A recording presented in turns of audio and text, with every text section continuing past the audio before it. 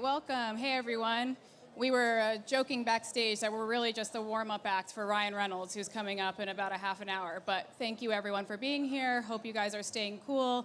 My name is Michaela Hammond, and I am the co-founder and CEO of OffBall, a new media platform at the convergence of sports and culture. And I cannot think of a better group of people to talk about sort of the convergence of all things sport, entertainment, fashion, media, creators, everything than the people on the stage. So really excited to talk to everyone.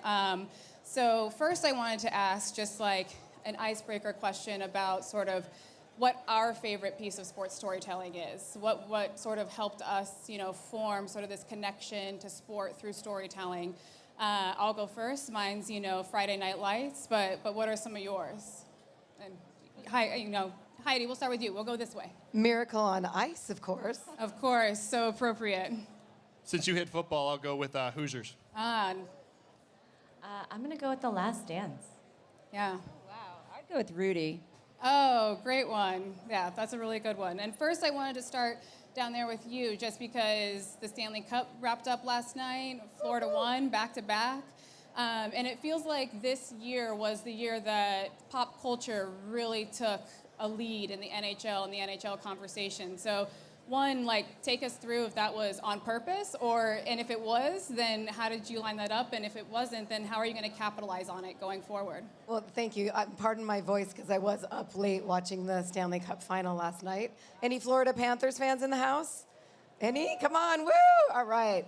See, I wooed too much last night.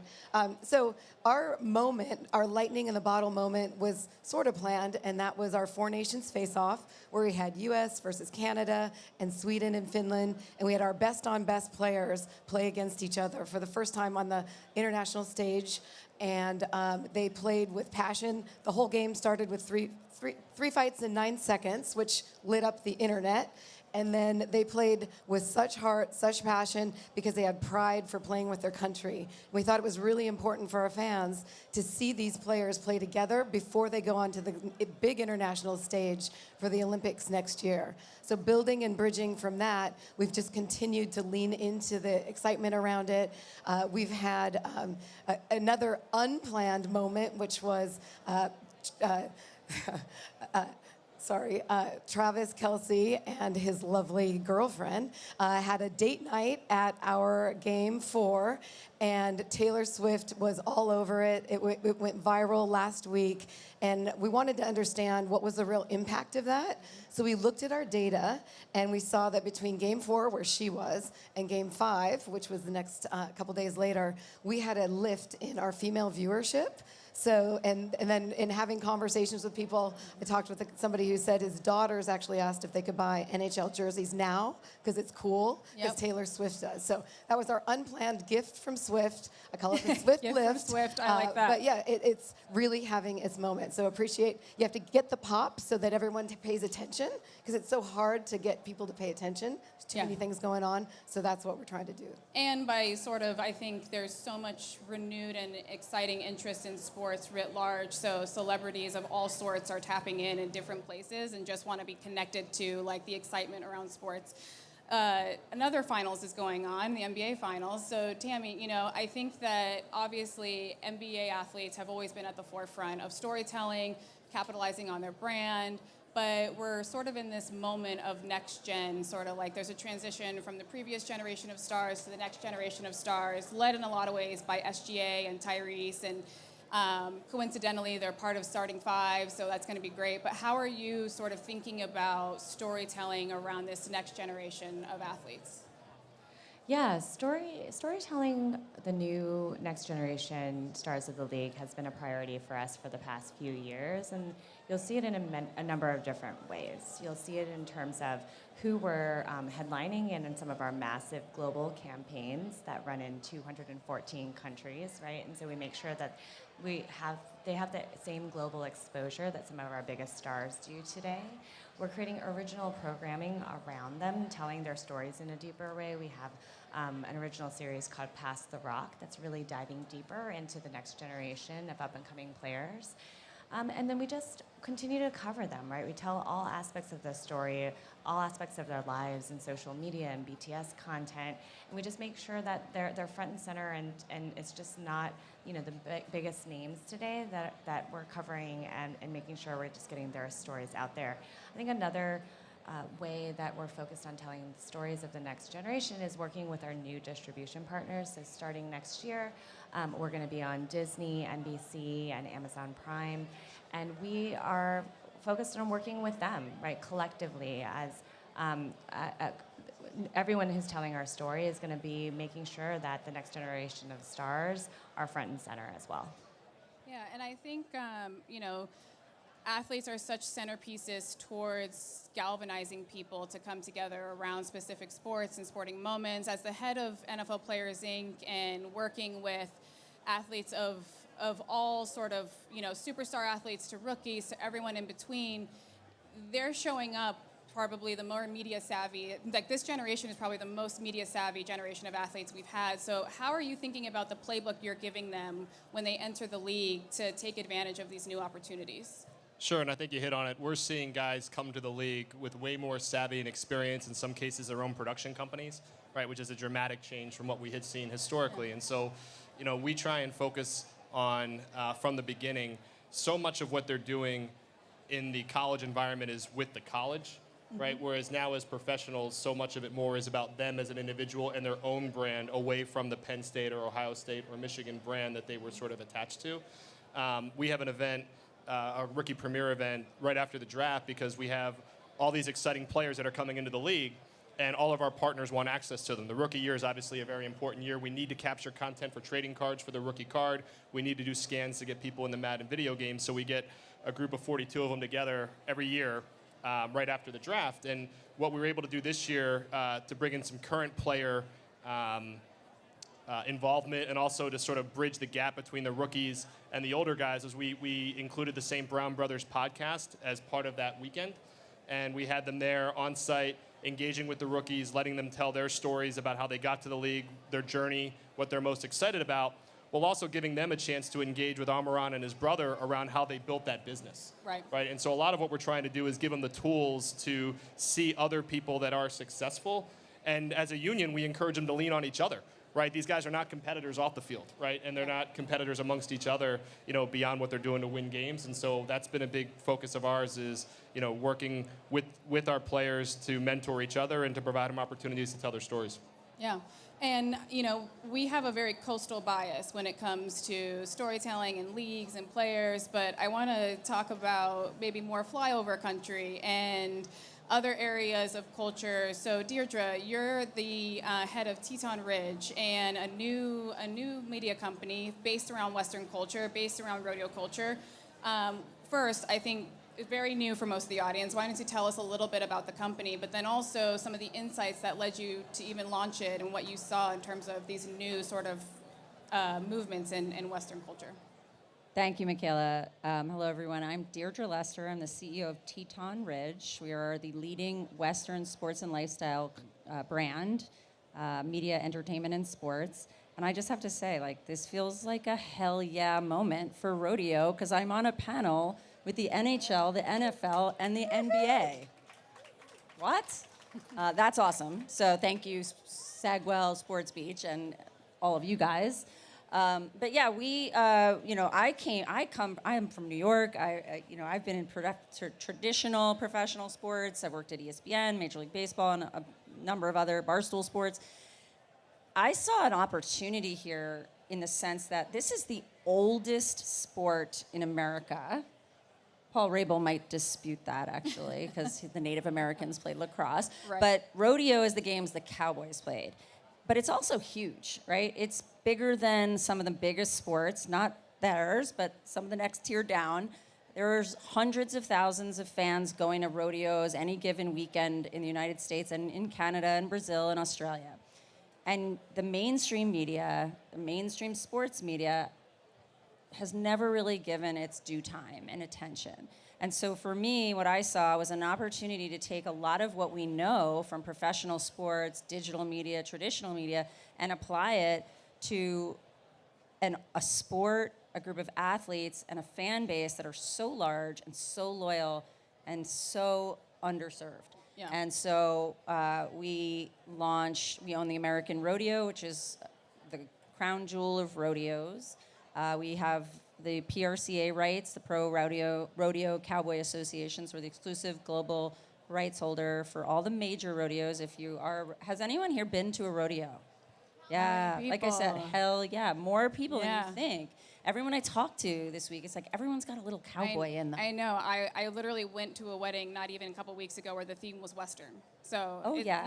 Yeah. And by the way, if you take a step off of the Grisette this week and you go to the inner parts of Cannes and shop where the French shop, you will see cowboy boots, cowboy hats. It's very much the zeitgeist of the moment. But I don't think it's a moment, I think it's a movement. And I think it's lasting. And so we're here to elevate all things Western, and that's going to happen through not only live media, like producing live sports, which we're doing, but also through the storytelling aspect. Yeah. And Tammy, even on the storytelling, you have a unique problem where the last, I think, 7 MVPs of the league are global or foreign-born, and you have just such a unique megaphone to reach the globe through the sport. So how are you thinking about sort of global storytelling and using these athletes, these incredible global athletes that you have, globally relevant, and even more with the next wave, with Wemby and all of that, to reach more people and grow the league? Yeah, I mean, the NBA at its core is a massively global brand, right? And I think sometimes when I talk about it, people are even surprised how global we are. So we're the #1 fastest growing sport in the world. Our content and programming is in 214 countries and 60 languages. And like, if we think about the other stats of who our fans are, over 90% of our fans are from outside of the US. 90% of our viewers of our live games are outside of the US. 75% of our social following is outside of the US. And so the majority of our fan base is from outside of the US. It's driven, to your point, right, is because so much of our league is made up of international players. Today, almost a third of our players from international countries, from 45 different countries, and that has allowed us to grow organically, right, interest overseas, and let us build that global fandom. So the stories are happening organically. We're telling them in local languages, in local markets. We're tailoring our messaging and creative. We're making sure our content is running in local languages as much as possible to make sure we can bring that experience to our fans in those markets. I think another way that I'm really excited about is we're doing more to bring our live game experiences to fans in local markets as well. 99% of our fans will never get to watch a live game. A majority of our fans will never get to watch a live game. So what we've been doing is really, on one hand, we've been trying to bring our games more global, yes, but otherwise, in markets where we can't bring our global game, we've been launching NBA houses, which are multi-day fan events at the intersection of community, culture, and basketball. I just came back from the one we had in Brazil. This year we had them in Brazil, Canada, India, and Mexico. And I was just blown away with how close to the live experience we were able to bring to fans on the ground. 45,000 people in 1 week. We basically built out an arena at a park. We built out stadium seating. We built out like a VIP suite level experience. We had fan activations all around this concourse. We had a court and a massive live screen for the watch party aspect. On top of the court, we had the Jumbotron where we were like showcasing fans, in these stadium seats all around the arena on the Jumbotron, so they could actually experience, their faces in glasses in the kiss cam, and just had players on the ground. We brought player appearances. We brought some of our mascots from our teams. We brought the Houston Rocket Clutch City dancers so that they could experience, the dances and the performances during the break. And that is going to be a core memory for these 45,000 fans who never otherwise would be able to watch a live game.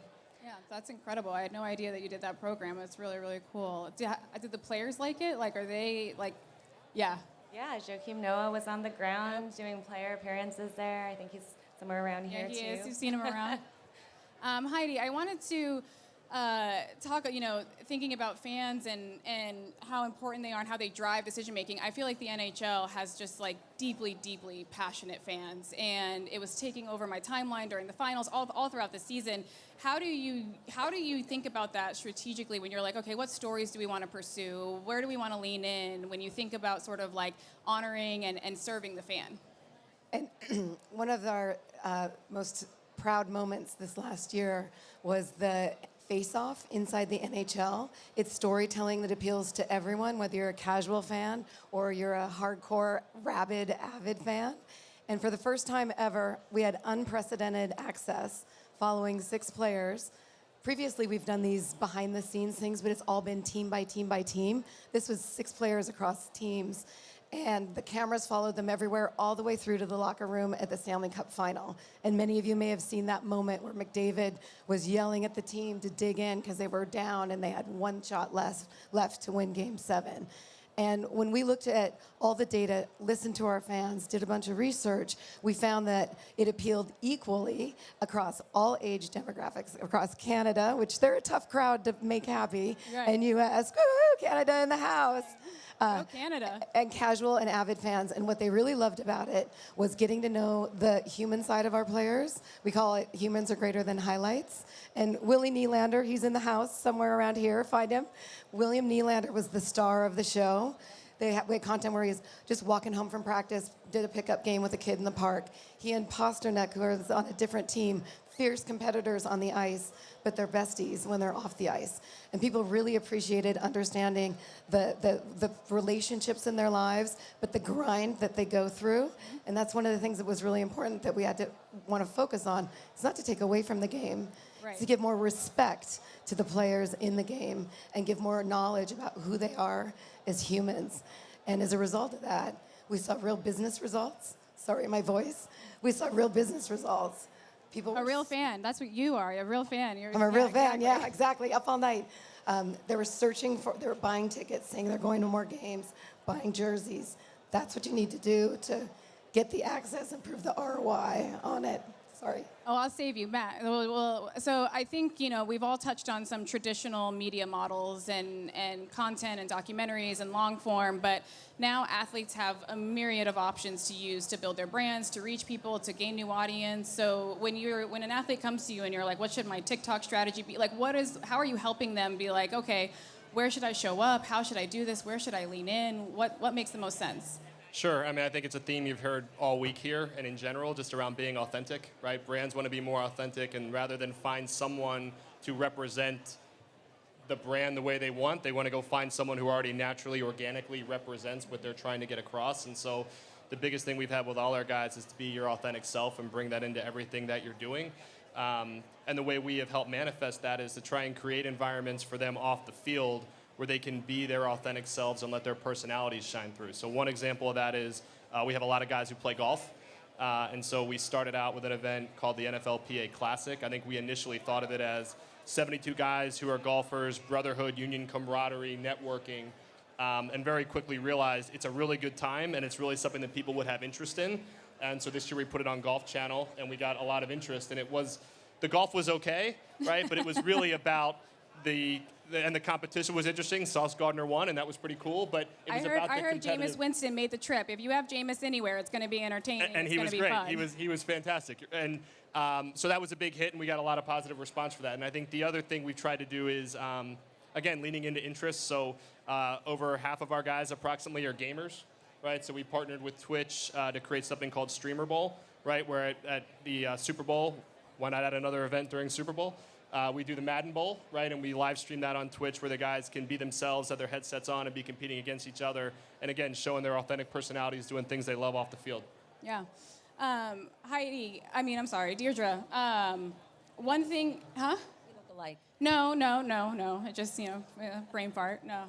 No, Deirdre, I think what's really interesting about what you're building is you're not trying to build storytelling around a single player or a single league. You're trying to create this whole ecosystem around a culture that is, like you said, a little underserved, a little undertold. So what are the levers you're pulling to do that? I mean, obviously, you can benefit from something like Yellowstone and Landman and all of that, but how are you sort of trying to lead the way to build something that, in a year we're all going to be watching and talking about and engaging with? Yeah, it's funny. We're trying to do a lot. I'd kind of say we're trying to do everything because, again, this is a space that's been so underserved by traditional media, mainstream sports media, digital media, all of it. And so, with the American Rodeo, we put on and produce arguably the biggest, most high-end production around the sport of rodeo that exists. We partner with Fox Sports that airs on broadcast television in the U.S. No other rodeo has ever been in that situation. So for us, we have to produce a Fox Sports worthy broadcast and look down the line. It's a big investment we make to put rodeo on the same level as any other professional sport that would air on Fox and make Fox proud to put that there. And then all of our regional series, that is all on FS1 and FS2. Now with the Cowboy Channel, a similar thing. We're up-leveling the production quality of all of the major top rodeos you may have heard of. Rodeo Houston, Calgary Stampede for the Canadians in the space. Like, it's a huge event, and it deserves the same investment and quality. We need brands to get behind it, so if you're in the crowd and you're a brand and you're interested in Western, we're the place to go to bring it all together. It's been very fragmented and hard to buy into, but it's a huge white space. It's not been sort of as available to non-endemic traditional brands as other sports have been, just by the nature. There hasn't been a media company that's brought it all together. So one of the things we're doing, and I'm really proud of, is we produce a show right now called Rodeo Live. And Rodeo Live is akin to College Game Day. And I was at ESPN years ago when they started College Game Day, and it was just in its beginnings, and look where it's come.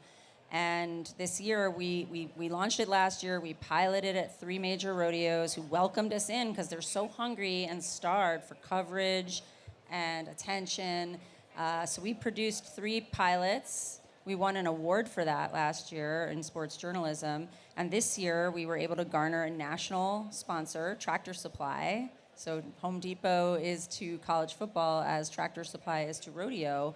And now we're on a 10-city or 10-stop tour with Rodeo Live with your sports desk, your analysts who are all former rodeo cowboys and cowgirls, bringing on guests like Tim McGraw and other notable athletes and celebrities, and having a fan base that are like fired up. And that is where we're investing. Again, there's the storytelling aspect too. We are in production on several docu-series, docu-follows around some of the top athletes in the sports. No one's ever told their stories, and these are some of the grittiest, coolest athletes that exist. So we're really excited to get those things into the world too. Oh, that's so great, and I can't wait to tap back in with Western culture. I just think it's it's such a fun place to be, and I feel like more friends than ever are like, I'm going to go to Houston. I got to go to a rodeo, and I'm like, wow, that wasn't happening 2-3 years ago. There's no experience like it. Yes, exactly. So we have just. I want to make sure we get through everyone, but one question that I wanted to ask, because I think it's something that you guys are balancing every single day, which is where do we push our chips in? What is the one project or one thing that if we could make happen, it would be incredible? Obviously, if I could wave a magic wand, let's take away all the barriers that we know exist, budgeting, timing, things. But what's the one project that, if it happened in the next 2 years, you'd be like, okay, cool, this is us, in Sportywood. This is us leaning into entertainment and culture. And we'll start down there, Heidi. I just had an idea inspired by you, which is our second sport for almost all of our athletes is golf. So why don't we do a show with all of our athletes playing golf? Wouldn't that be awesome? And we can, isn't that awesome? We put it on the Golf Channel. We can pair up the different leagues against each other, a team up against each other. So are we playing? Yeah, you and I are playing. Okay, 100%. so we go. All right, great, we got it. And coming to you live in 12 months, there'll be an NHL versus NFL versus NBA versus Western golf event. And then we get out the wild bull riding and test against that. Yeah, oh, great. Yeah, look, I'd say, 2 years ago it was quarterback, this year receiver, right, which were great documentary-ish type shows that really highlighted our players at two of the most important, exciting skill positions off the field, and a real chance for them to promote their own brands and their own unique personalities. All those guys saw a big boost in their notoriety following that. I think one of the things as a union we think about is all of our players, right? Not just the superstars, but everybody. So I think we'd be voting for something for the O-line. Some type of O-line show would be something we could all get behind. Yeah, for me, it would have to be this project we're cooking up that we've started to talk about recently, about this league that we're bringing to Europe. Really looking to build some momentum around that. A lot of conversations here on the ground and building partnerships and ideas and momentum around it. And I can't wait to see where that takes us. Last but not least. You leave us guessing. We have a lot of questions. There are so many for us because we're so early in this, and everything they just said, I would say yes, and we want to do all of it. Golfing, crossovers with NFL athletes, NFL stars and NBA stars, and hockey, Paul Bissonnette on a bowl. Bring it. I love it. I think that would help shine a light on our sport and the Western lifestyle in a way that all the athletes we talk to are eager and hungry to do it. So it's just about bringing it together and making it happen. The other is cultural crossover, media and fashion and zeitgeist. We're having our moment too. Taylor Swift hasn't yet shown up to a rodeo. But Bella Hadid Keeps showing up, and she was at our rodeo, the American, not this past year, but the year prior, and the photo of her went so viral that everybody now associates arguably the biggest global supermodel with our sport. That is a huge opportunity, and she's truly dating our friend Adam Banuelos, who we work with very closely, who's an authentic, very successful, world-renowned cowboy. So I can't script that, but that is happening, and we just want to look at how do you harness that so that it's great for them, but also good for the business, good for the sport, and all the other athletes that are in the sport. Yeah, no, I think we are in an inflection point, right? There has been sort of this groundswell towards more original programming, more storytelling around sports, athletes leading the way, and it's sort of okay, well, you guys are leading the way on what comes next. What are we all going to be looking at and referencing, as the next Last Dance or Miracle on Ice or Hoosiers as sort of that galvanizing moment around bringing us into sports. So with that, I just want to wrap up with From Players to Powerhouses, the Sportywood podcast. Thank you so much, Deirdre, Tammy, Matt, Heidi. This has been great. Can we get in the green room before Ryan comes out here and say hello? I have no idea. You got to ask Beth. Beth? See, we told her we would shout her out from stage. Thank you, everyone. Thank you.